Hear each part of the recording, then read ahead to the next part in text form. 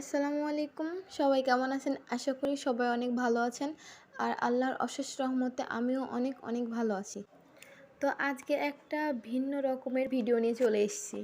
ভাবলাম আপনাদের সাথে শেয়ার করি, এই গরমের সময় আপনাদেরও কাজে লাগতে পারে।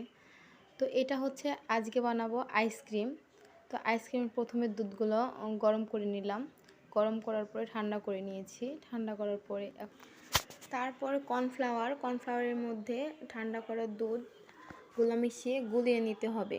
গুলানোর পর দুধগুলো আগে থেকে ঠান্ডা করে রাখা দুধের ভিতর মিশ্রণটি ঢেলে দিতে হবে। এই তো আমি গুলাচ্ছি কর্নফ্লাওয়ারগুলো। এই তো তারপর আগে থেকে ঠান্ডা করে রাখা দুধের ভিতর কর্নফ্লাওয়ারগুলো মিশালাম। তারপরে আরও সুন্দর করে ভালো মতন মিশিয়ে নিচ্ছি, যেন দুধগুলো দলা না পাকিয়ে যায়। তারপরে আরও এখন মাত্র 20 টাকা দিয়ে গুঁড়ো দুধ 1 প্যাকেট হলেই হয়ে যাবে। যতটুকু আমি নিয়েছি এ মাপে 1 প্যাকেট হলেই হয়ে যাবে। গুঁড়ো দুধ ঢেলে দিলাম। তারপর দুধগুলো ভালোভাবে মিশিয়ে নেব। এই তো ভালো করে মিশিয়ে নিচ্ছি যেন এগুলো লেগে না যায়, দুধের সাথে মিশে যায়। এই জন্য বারবার মিশিয়ে নিচ্ছি। তারপরে এখন স্বাদ মতো চিনি দিতে হবে। স্বাদ মতো আপনাদের যে যেমন চিনি খান সেই রকম দিবেন স্বাদ মতন।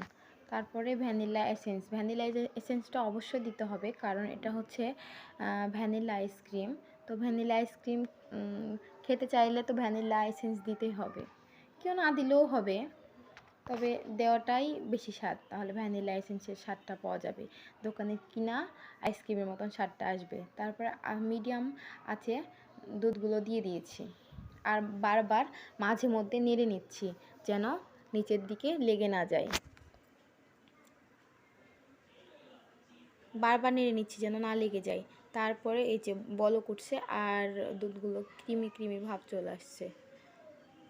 ক্রিমি ভাব চলে আসছে দেখেন। আর নাড়তেই থাকতে হবে যেন নিচের দিকে লেগে না যায়। তারপরে কিছুক্ষণ পরে চুলাটা বন্ধ করে দিয়েছি।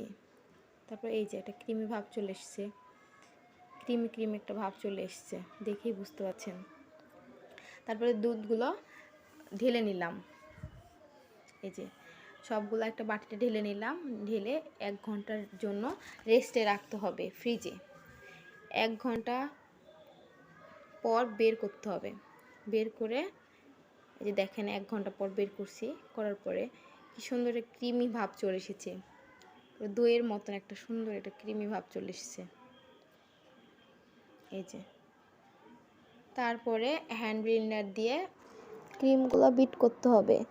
প্রথমে মিডিয়ামে 5 মিনিট, পরে লোতে 10 থেকে 15 মিনিট। ক্রিমগুলা বেশি ক্রিমি না হওয়া পর্যন্ত বিট করতে হবে।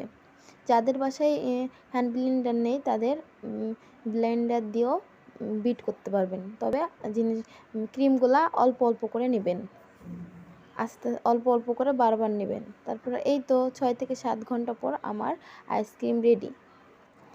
যদি ভিডিওটা ভালো লাগে তাহলে অবশ্যই বানিয়ে খাবেন আর লাইক কমেন্ট শেয়ার করবেন প্লিজ।